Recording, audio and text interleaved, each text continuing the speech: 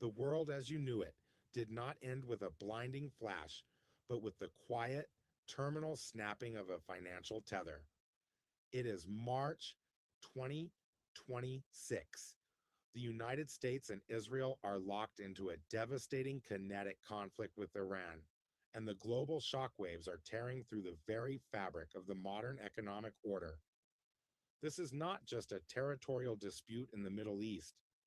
As historian and game theory expert, Professor Jiang Xueqin has chillingly outlined, this is the Iran war trap.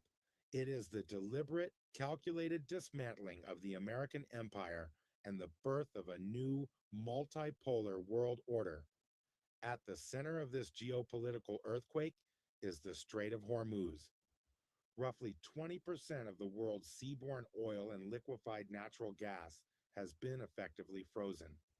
Brent crude has violently surged, pushing toward $120 a barrel, with worst-case projections eyeing an apocalyptic $200 if the waters are mined. But the true casualty of this war is not just energy. It is the undisputed reign of the fiat US dollar. For decades, the American financial empire rested on the bedrock of the petrodollar, an agreement where Middle Eastern nations sold their oil exclusively in US dollars in exchange for American military protection. That system is now shattering in real time. As Iranian kinetic attacks devastate Gulf energy infrastructure, the global demand for the dollar is evaporating. We are witnessing a monumental generational rotation of wealth. Capital is fleeing the paper illusion of Western fiat and flooding into hard assets, driving gold to a staggering $4,000 an ounce. The anti-hegemony coalition, led by the BRICS nations and a deeply aligned Eurasian axis, is actively executing the final phases of de-dollarization. Before we examine the fallout, we must acknowledge how we got here and why the fiat system was so fiercely defended. At its inception, fiat currency, money backed by government decree rather than gold, was hailed as a miracle of modern economics. It provided central banks with the ultimate shock absorber. When crises hit, governments could instantly inject liquidity into the system, preventing total systemic collapse. It lubricated the gears of hyperglobalization, allowing capital to move across oceans at the speed of light, lifting millions out of poverty by financing unprecedented industrial expansion. It offered a managed, predictable stability that allowed the West to build the most complex interconnected supply chains in human history. But power, left unchecked, inevitably becomes a poison. The US dollar morphed from a medium of global exchange into an instrument of absolute weaponized hegemony. Over the last 2 decades, Washington realized it could export its inflation to the rest of the world. It printed trillions of unbacked dollars to fund endless foreign interventions and mask deep domestic decay. The American economy transitioned into what critics now call a financial Ponzi scheme, a system entirely dependent on foreign nations buying our debt and Gulf state capital propping up our massive speculative AI and tech bubbles. We weaponized the SWIFT banking system, we sanctioned sovereign reserves, we forced the global south to choke on our debt, and now the bill has come due. The anti-hegemony nations have simply stopped playing the game.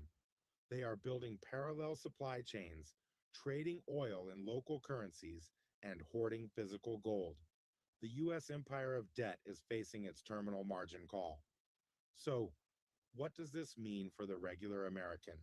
It means the insulating walls of American exceptionalism have fallen.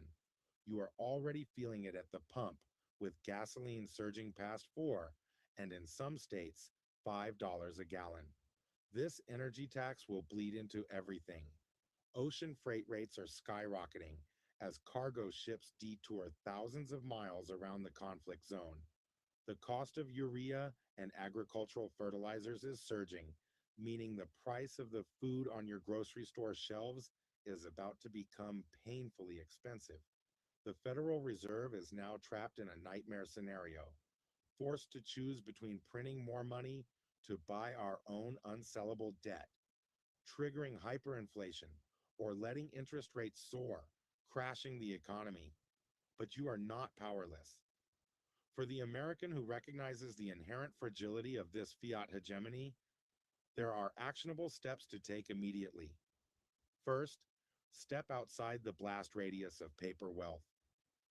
The rotation from fiat to hard assets is not a trend, it is a survival imperative.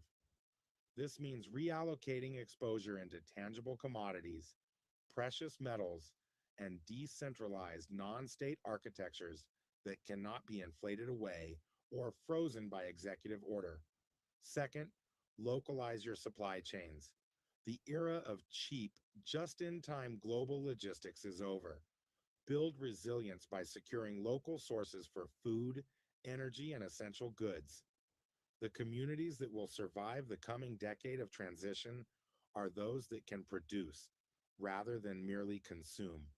Finally, eliminate variable rate consumer debt. In a late cycle regime change defined by extreme volatility, carrying fiat debt is a severe liability.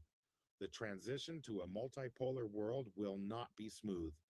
The Iran war trap has been sprung, and the old financial order is burning in the waters of the Persian Gulf. The empire of fiat is ending. It is time to prepare for what comes next.